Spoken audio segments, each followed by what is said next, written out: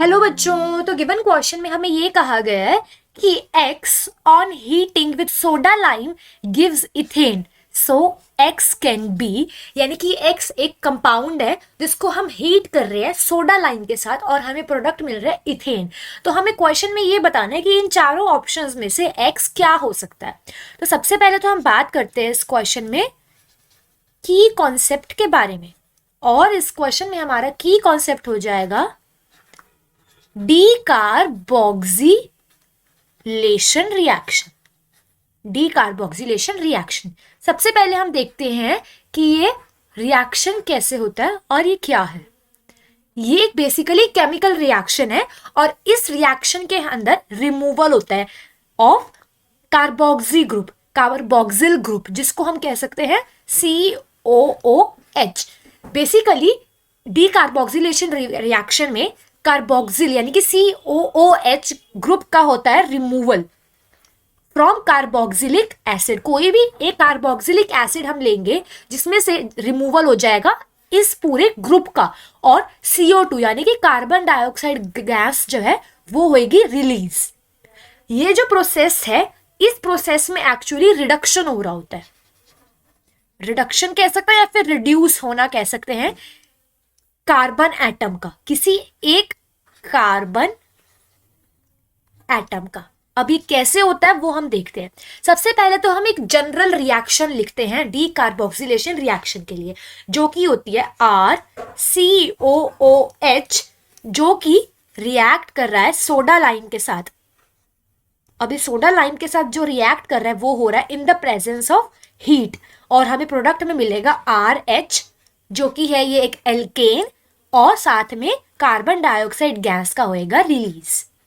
इस तरीके से अब हम देख सकते हैं ध्यान से कि ये पूरे कंपाउंड में ये एक एक्चुअली कार्बोक्सिलिक एसिड है, और R हो सकती है कोई भी एल्काइल चेन जिससे ये कार्बोक्सिल ग्रुप अटैच है। अब इस पूरे कंपाउंड में जो रिएक्टेंट साइड में प्रेजेंट है, जितने भी कार्बन ग्रुप्स प्रेजेंट होंगे उनमें से एक कार्बन रिलीज, मतलब ऐसे कह सकते हैं एक कार्बन हो गया रिमूव, ऐसे भी कह सकते हैं, या फिर रिडक्शन हुआ है एक कार्बन एटम का या फिर पूरे कार्बोक्सिल ग्रुप का, और हमें एल्केन चेन मिली और कार्बन डाइऑक्साइड गैस मिली है। अब इस सबसे पहले हम देखते हैं सोडा लाइम क्या होता है। इस सोडा लाइम की बात करते हैं।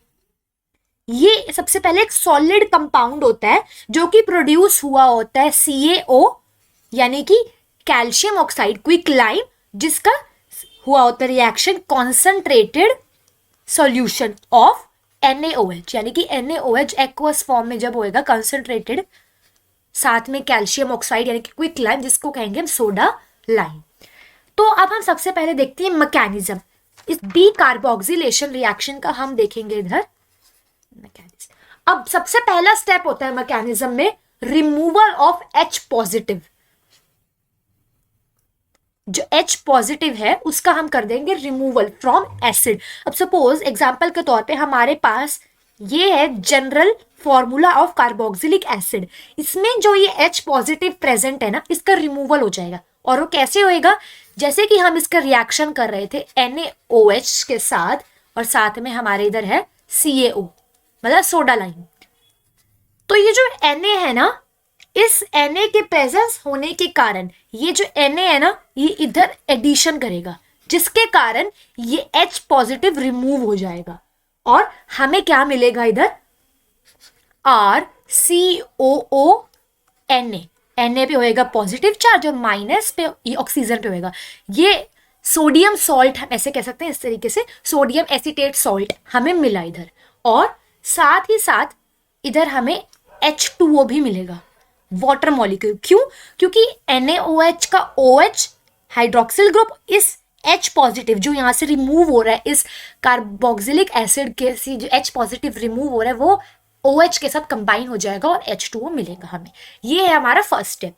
अब हम बात करते हैं सेकेंड स्टेप मैकेनिज्म के। इसमें क्या होता है, जैसे कि हमने देखा कि इस सॉल्ट में, सोडियम सॉल्ट में इधर ऑक्सीजन के ऊपर एक नेगेटिव चार्ज है, इस तरीके से RCO नेगेटिव है इधर, और साथ में Na पॉजिटिव है। तो बेसिकली अब क्या होएगा कि जो ऑक्सीजन पे ये नेगेटिव चार्ज प्रेजेंट है ना, ये मूव करेगा कहाँ पे, इस कार्बन ऑक्सीजन के बॉन्ड पे ऐसे इधर ये मूव करेगा, जिसके कारण कार्बन की जो वैलेंसी होती है, 4 बॉन्ड्स बना सकता है ना, ये डिस्टर्ब हो जाएगी, पूरा ये डिस्टर्ब हो जाएगा, जिसके कारण जो ये आर और सी के बीच में बॉन्ड था ना, वो ब्रेक करेगा ताकि स्टेबलाइज्ड हो पाए, क्योंकि ये नेगेटिव चार्ज जो ऑक्सीजन पे प्रेजेंट था राइट हैंड साइड वाले पे, वो कार्बन और ऑक्सीजन के बॉन्ड पे शिफ्ट हो गया, यानी कि मूव हो गया, जिसके कारण जो एल्काइल ग्रुप है ना, वो उसके बीच का और कार्बन के बीच का बॉन्ड टूट जाएगा। अब इसके टूटने के कारण यहां पे हमें मिलेगा कार्बन डाइऑक्साइड गैस। जो ये कार्बन डाइऑक्साइड गैस है उसका लिबरेशन हो जाएगा, क्योंकि ये CO2 है ना, ये पूरी लिबरेट हो जाएगी, तो यहाँ पे हमें कार्बन डाइऑक्साइड गैस मिल जाएगी। अब अगर हम थर्ड, ये हो गए हमारे 2 स्टेप्स। अब हम अगर लास्ट स्टेप की बात करें, मीन्स द थर्ड स्टेप जो मैकेनिज्म में है, जो H2O हमें मिला था ना फर्स्ट स्टेप में, H2O ये जनरेट हुआ था, ये H2O एक प्रोटॉन दे देगा। अब जैसे यहाँ पे R रेडिकल रह जाएगा और यहाँ पे कार्बन डाइऑक्साइड हट गई थी, हमने सेकंड स्टेप में देखा इधर, तो कार्बन डाइऑक्साइड अपना लिबरेट हो जाएगी, R रेडिकल रह जाएगा, और जो H2O है ना, जो फर्स्ट स्टेप में रिलीज हुआ था, वो इसको एक प्रोटॉन देगा, यानी कि H पॉजिटिव देगा, ताकि ये स्टेबल हो पाए, H पॉजिटिव भी और ये भी, और यहाँ पे हमें मिल जाएगा फिर RH, और ये CO2 तो है ही है जो सेकेंड स्टेप में लिबरेट हुई थी।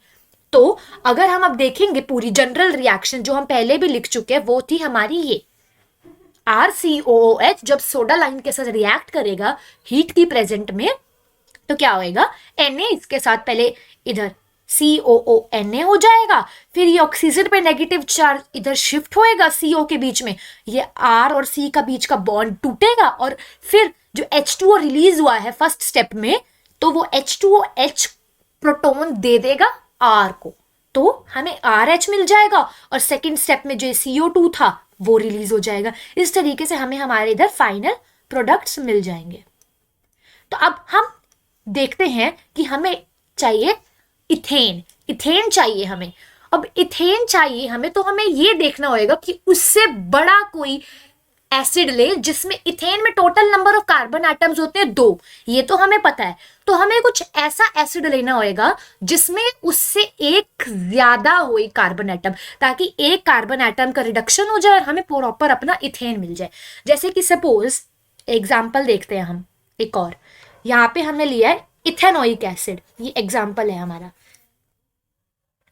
COOH। अब इसका हम रिएक्शन अगर करवा रहे हैं हीट की प्रेजेंस में सोडा लाइम के साथ, तो हमें इधर मिल जाएगा ये कार्बोक्सिल जो ग्रुप है वो रिलीज हो जाएगा, और हमें इधर मिलेगा CH4 और साथ में CO2, यानी कि इथेनोइक एसिड हमें दे रहा है मिथेन। यहां पे total number of carbon atoms है 2, और हमें प्रोडक्ट में मिल रहा है 1 एल्केन में।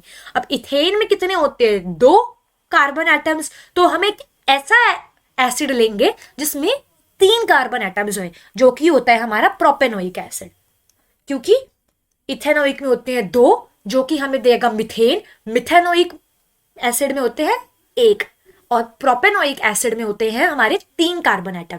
तो अगर हम इसका रिएक्शन देखें तो वो कुछ इस तरीके से होगा, CH3 CH2 COOH, और ये जब रिएक्ट करेगा प्रेजेंस ऑफ हीट और सोडा लाइम के, तो अब हमें इधर मिल जाएगा CH3 और साथ में होएगा हमारा इधर कार्बन डाइऑक्साइड, इस तरीके से हो जाएगा हमारा। अब हम अगर देखें तो यहाँ पे जो सोडा लाइम यानी कि NaOH और साथ में ये CaO था ना, इसमें पहले Na ने रिएक्ट किया होगा इधर, और ये H का इधर से हुआ होगा रिमूवल, फिर ऑक्सीजन पे जो नेगेटिव चार्ज होगा वो आया होगा कार्बन ऑक्सीजन के बॉन्ड के बीच, जिसके कारण स्टेबलाइज होने के लिए ये बॉन्ड टूटा होगा। फिर जो H2O रिलीज हुआ होगा ना फर्स्ट स्टेप में, ये हाइड्रोजन जब OH के साथ कंबाइन करके H2O रिलीज हुआ होगा, वो हाइड्रोजन प्रोटोन इधर आ जाएगा, इधर प्रोटोनेशन हो जाएगी इधर, और ये हो जाएगा हमारा इथेन। तो हमारा इधर फाइनल आंसर हो जाएगा ऑप्शन सी, प्रोपेनोइक एसिड। तो एक बार हम अपना फाइनल आंसर भी लिख लेते हैं, जो कि है option C. So now I hope you all understood this question. All the best.